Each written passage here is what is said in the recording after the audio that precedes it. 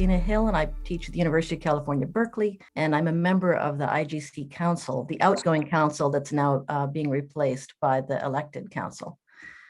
It's my pleasure now to be able to introduce our speaker this morning, our plenary speaker, Keynote, and his name is Peter Droog.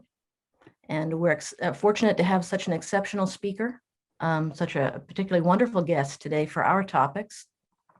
Dr. Droog is a director of the Liechtenstein Institute for Strategic Development. He's an expert in urban sustainability, resilience, energy infrastructure, and climate. He has been honored with appointments as a professor in the United States, the UK, Japan, Australia, and Europe. He has advised the cities of Zurich and Beijing and is a recipient of the European Solar Prize, among many other awards. And he has a fascinating biography. I recommend to all of you to take a look at his CV. He's an award-winning author, and Elsevier recently published the second edition of his comprehensive 700-page book, The Urban Energy Transition: Renewable Strategies for Cities and Regions.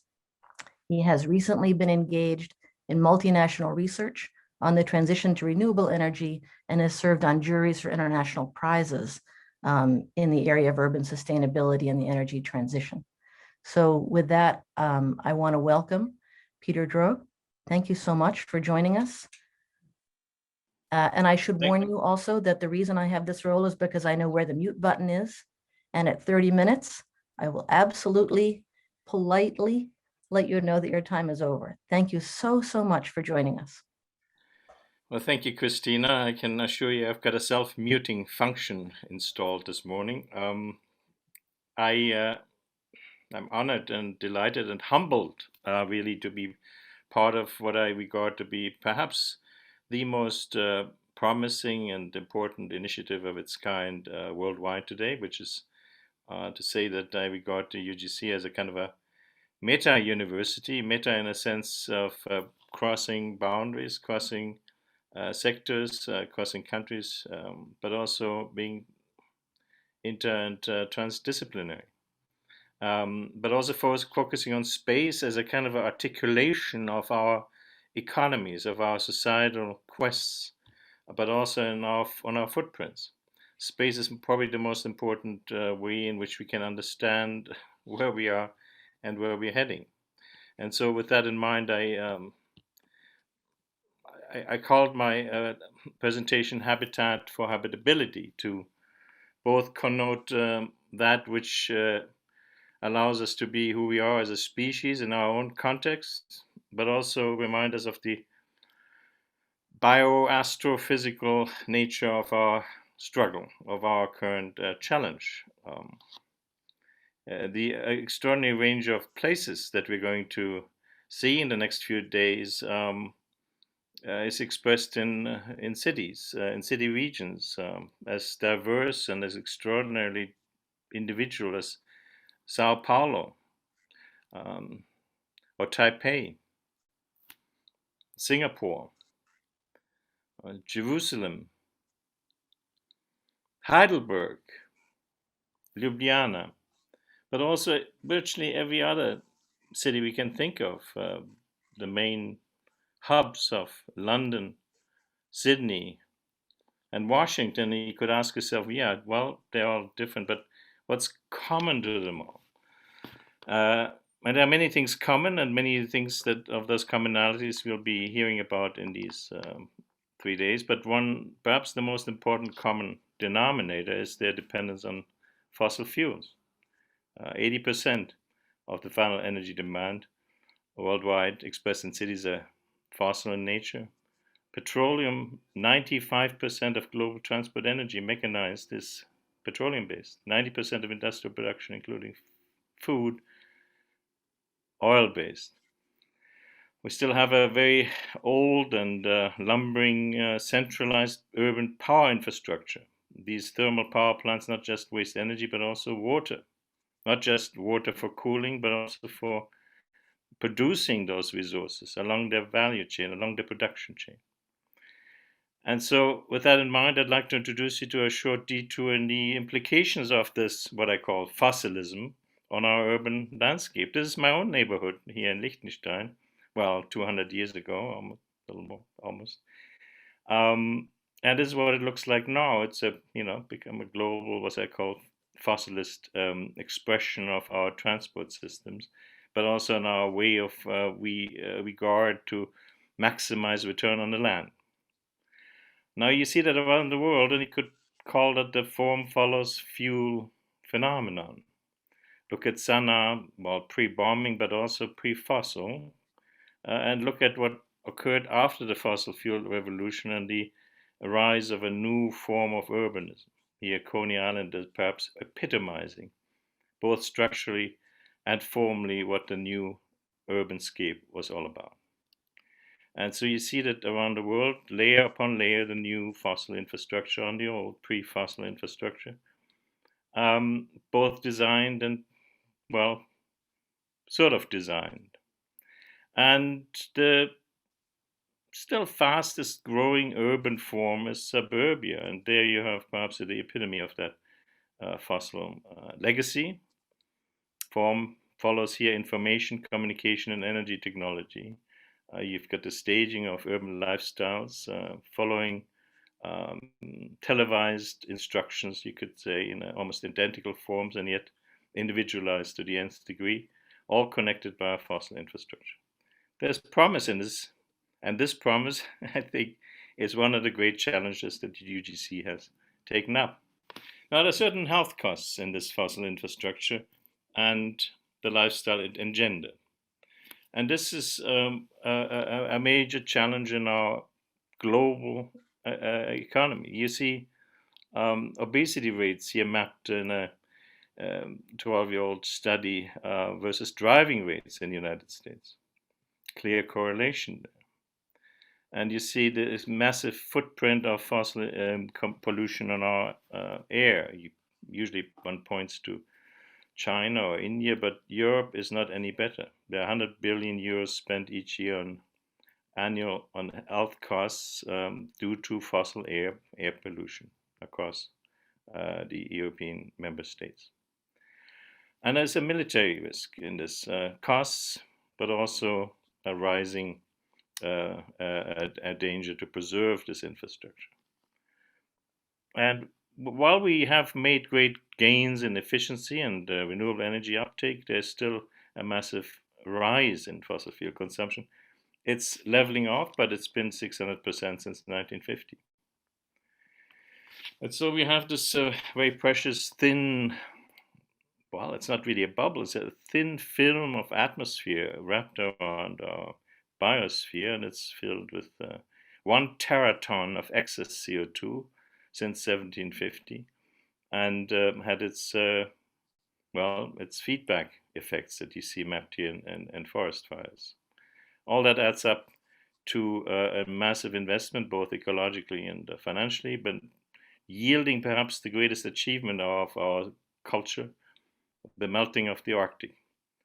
So here, the melting of the Arctic is celebrated by a real huge fleet of tourist vessels admiring the opening of the Northwest Passage. And this is at a temperature rise which is about 1.3 degrees above the 1860s. But I remember still, in my own aware history, that already at 0.7 degrees, the Arctic started to be visibly melting, and it tells us something about our 1.5 degree targets. Now, one of the effects of this heating Arctic has been the impact on the polar vortex, that rapid wind stream around the Arctic, separating the hot masses of air further down south from the Arctic air. And this introduction of stratospheric heat waves has begun to split the polar vortex and created a kind of a tumbling around of the Arctic air. And you know that from the impact of this air inflow on the United States, but also Northern Europe in terms of cyclones and winter-like temperature increases. So the stratospheric destabilization resulted from that.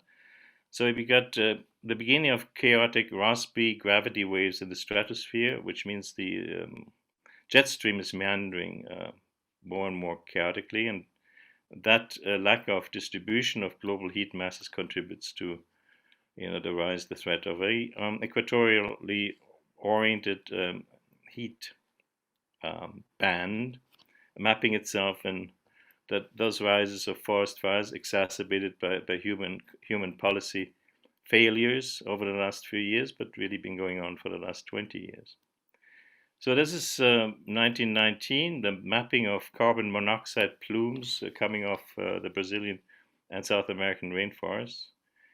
But to the right, you see also the African forests emitting carbon monoxide from burning. And if you look north to the Arctic region, you see the Siberian forests emitting that same footprint of increase in fire in the hot season. So add to this the the rise of emitting methanes from lakes and permafrosts and potential Arctic seabeds. You get a mixture of a concoction that needs a rapid interjection, and that rapid interjection can only be understood by looking at the median average temperatures. Well, this is called pre-industrial, but it's not really pre-industrial. Pre-industrial is 1750, so temperatures would have been lower then. But so let's say 13.7, 1869. This year, it's really hit 15 degrees. Now, these 15 degrees are globally averaged and buffered by 90% uptake of solar energy in the oceans. And you might ask, well, if we didn't have those oceans, what would be the planetary temperature right now? Be about 65 degrees. And so, two astrophysicists, one famous in the late 80s and the 90s, Carl Sagan, and one Stephen Hawking, recently died, sort of agreed on a absolute worst case of that rise if things don't get halted radically in ways that we discussed today and perhaps in the next few days. It could be 250 degrees. It could emulate the position of the astrophysical position of Earth between Venus at 480 degrees temperature and Mars at minus 60 degrees. Well, that's the astrophysicist looking at, not the climate scientist, but you see their state of unnervedness, and they repeatedly warned about that. We recapitulate. I mean, essentially, our biosphere has been struggling for 500 million years to come to a stabilization of temperature.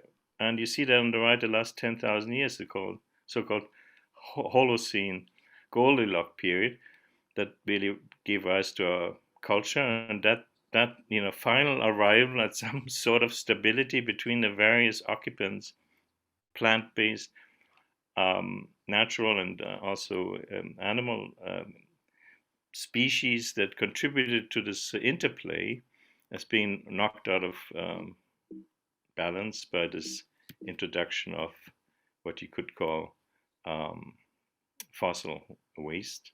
So you've got 280 parts per million pretty much across the Holocene to be the maximum, and now we just about to hit 420 parts per million. So that's 150% of what it should be. If you look at methane, it's similar but worse. So you got 600 parts per billion. Can you see this now? Yep. All right. Well, this is NOAA and NASA issuing a study this week, really last week, to show by comparing two values, top of atmosphere radiation and planetary heat uptake on the ground, meaning in oceans, that we had a doubling of the planetary heat uptake in the last 14 years. And it's been, a striking shock to all of those that look at that increase of heat uptake. They didn't think it was possible. So what it really means to us that the target can't be 1.5 degrees. And immediately raise your hand in desperation when I stop freezing or going away. 280 odd parts per million ought to be the target, the global target that we need to aim at concentrations of CO2. The action horizons have to be now. We need to map our footprint on our agenda currently, not in 2050. And we need to focus on 150% emissions reductions, not 100%. We have to go below the current concentration level if we have to have any hope of stabilization, because climate neutrality or emissions neutrality or carbon or zero, net zero really just means stabilizing at this very high, unsustainable level of concentration. And so that means, as a very basic requirement, we've got to have 100% renewable energy in the system. Otherwise, we keep emitting while we are trying to sequester or mitigate.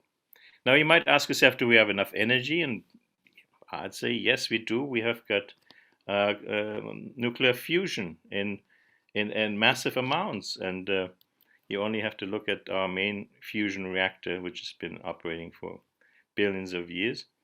And it's, in fact, supplying more than the energy we need. And this realization of solar energy, which is mapping itself in wind power, in water power, and most other forms of renewable energy, has been driving a transformation of the way we look at the built environment. And I'm not really talking about individual buildings here, like the German parliament, but also entire regions that have been beginning to develop, which are independent from fossil fuels. And so this is mapped in this little compendium, which I can make available to you, Urban Energy Transition. But recently we also asked ourselves, what can software technology, IT, telecommunications contribute to this? And this new volume is the second volume of a book called Intelligent Environments, also by Elsevier, is currently in production. And I'm delighted to say that Carl and his team have contributed probably one of the most important central chapter on geodesign and global change. There's the chapters Intelligent Cities in Regions. There is a focus on digital city science for sustainable development. Big look at autonomous mobility and what it means to slowing down emissions. Remote work, does that make a difference? What's the promise there? There's also non-climate sustainability issues looked at, technology for gender inclusive spaces, how to protect women, particularly in public spaces, software for net positive design, and this really rising theme across Europe and the United States of districts, rehabilitation of existing districts so they produce surplus renewable energy. Then there's the trading in renewable energy, and we call it transactive ecosystems. And finally, there's a more speculative chapter on the promise of biomimicry in artificial intelligence. I'd like to just, for the remaining, I think I've got 10 minutes or so, to look at one of those chapters, and that really focuses on a coal exit regional strategy in Central Europe, the Ruhr metropolis, moving from coal and steel to post-industrial focus on renewable energy and sustainable infrastructures. It's right there in the center of Europe, but in the western end of Germany. And it's an urban, polycentric urban area of about 60 cities in town, 15 major ones, about 5 million people in the central city areas and 10 million in the metropolitan regions. It initiated a Ruhr action plan just before really the climate crisis became popular, at the end of the coal reign in Europe, but also the collapse of the steel factories. And so knowledge-based networks were introduced, entire new campuses and research centers were built in the 80s and 90s to focus the economy away from the old technologies. And a huge landscape park was introduced to absorb carbon, but also clean these highly polluted rivers and riverfronts, the Eber-Emscher Park, containing both ecological regeneration zones, but also ways of appreciating the industrial heritage. And so this cultural infrastructure was really built consciously into this regional transformation. That's now been 40 years in the making. And the old coal mining areas and steel factories are now part of that infrastructure. And so one chose about 12 to 15 central disciplines and clustered them together in combinations across the whole region, placing into each of the major counties to implant the transition, just like with energy transition projects that were really heavily introduced based on local support. And those are, the many of those that are built, particularly in the old mining areas, new housing developments, but also science parks that are solar powered that really research the future of solar, other renewable energy technologies. Have been now in place for over 20 years, and urban areas which are solar powered and produce excess renewable energy to kind of create a landscape of energy self sufficiency. And that's really become a major paradigm. I think that focus of massive export of your own renewable energy to the neighborhoods has a great promise to transform regions and cities and towns without having to build it everywhere. You just introduce it in this form. And there's a bit of history at the same time. There's this introduction of the notion, well, if we do that, why not also incorporate or embody lifestyle ambitions?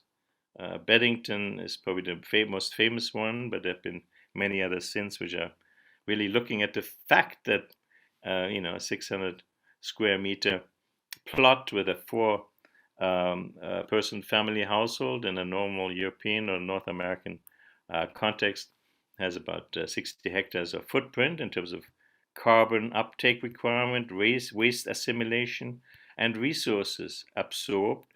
And if you want to live in a place which has really only a 600 square meter footprint, then you should move to Beddington and to places like that.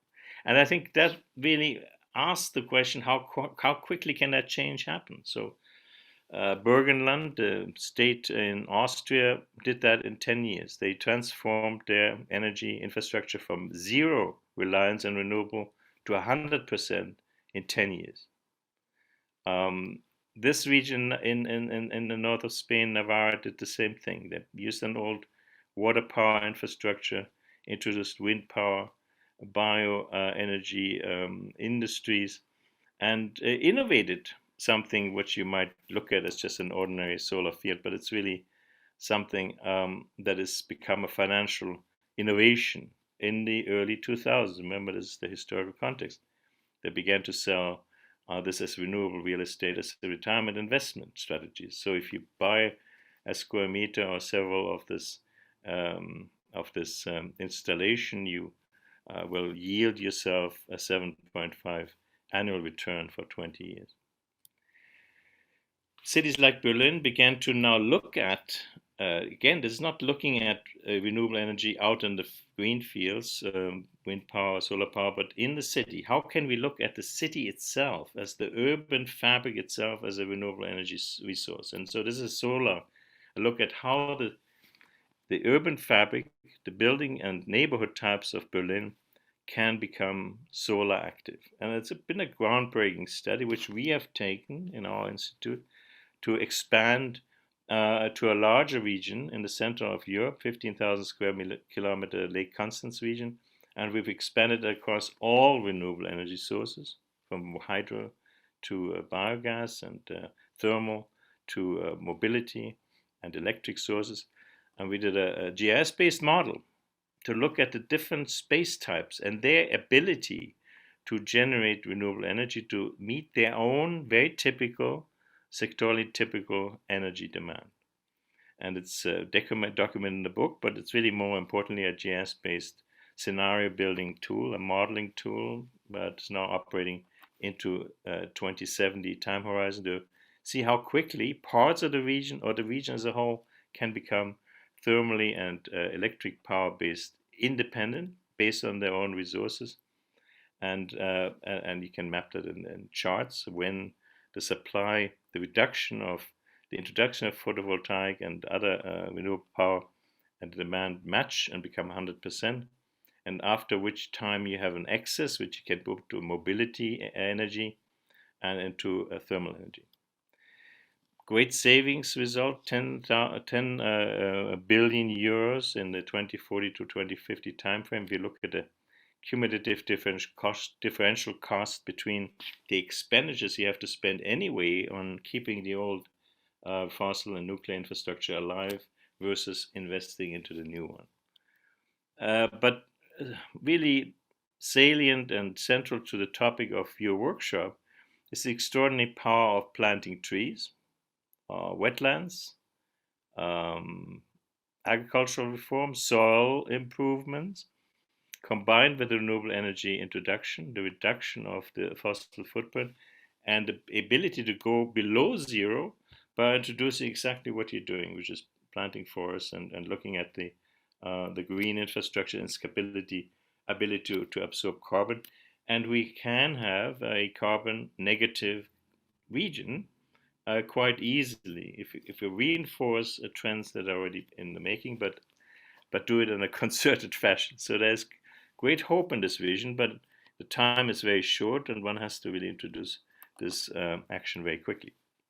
So it really just is 2,000-year-old knowledge, how to transform this into that, what we call climate landscapes. Here's a vineyard in the west of Switzerland, which is fringed by trees, but is a very biodiverse setting, very different kinds of crops are being planted, no pesticide input, biochar enriched humus.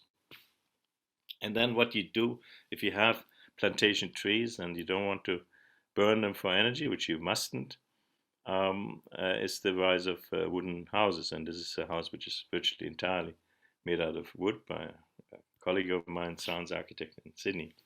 And it's the coming trend there. But you can also use carbon fiber. That's really still more cutting edge. Here an example at the Federal Garden exhibition in Heilbronn, exhibition made of carbon fiber. And the carbon fiber, if it's done properly, it's not just the fiber. This is not done properly, but you could do it, make it out of algae. Here, it's a massive rise in algae oil production around the world. Unfortunately, here this US DOE example 2 for biodiesel production, which is sort of pointless because once you sequester the CO2 from the atmosphere in the algae, pressed out the oil, then burn the oil again, you haven't gained anything. Remember, we have to reduce the concentrations in the atmosphere. We can't just replace our fossil fuels and say that's enough. So you can in fact transform the algae oil into Dralon-like fiber, which you can carbonize and turn into carbon fiber. Now to conclude, well, as a summary, what might be the elements of climate stable regional design or geodesign, if you will? Well, one is earth, the building materials, the soils, the agriculture. One is fire, renewable energy, mobility, ITC, air, bioclimatic design, forests, dealing with CO2, methane, and other gases in the atmosphere, and water. In other words, the water integration of water into our buildings, into our regional constructs, into our green and blue infrastructures. But there are two others which are crucially important. How do we invest into our urban infrastructure, into our buildings, into what we build and renovate to sustain biodiversity? And finally, how do we deal with the nutrient cycle? Major important issue on a regional scale, but also on a building scale. Carbon, nitrogen, how to extract and maintain phosphorus. So I'll leave it at that. Thank you very much for your willingness to listen to my introductory words, and I am not only delighted to be able to share this with you, but also to be able to witness what will evolve from here. Thank you. Thank you, Professor Droga. That was excellent and fascinating. We actually haven't planned time for questions, but I wanted to acknowledge the sense of urgency that you were expressing and ask if there's anything you'd like to exhort us to think about time in the sort of projects that we're looking at as a quick closing comment. I would encourage you to really take what has been done as being presented in the next few days and to extract its messages to other audiences. You're working very successfully with cities and towns, but also state departments, but also private industry. But generally around the topic of geodesign and the issue of using um, GIS and other geospatial system tools. I would expand that. I would really promote the findings and the possibilities to a wider audience, package it into a booklet or presentation or roadshow that reaches other audiences which are looking for answers. Um, Many people who are looking into the issues are filled with anxieties, and the only way to deal with that anxiety is to offer solutions and very practical ways in which people engage on the ground locally in a way that feels connected to them. And this is, I think, what you're very strong at. And so I would encourage you to look at the presentations with that in mind. And we'd be very delighted to help you promote and distill and expand the platform on which you operate. Great. Well, thank you very much. We feel very privileged to have had you join us this morning.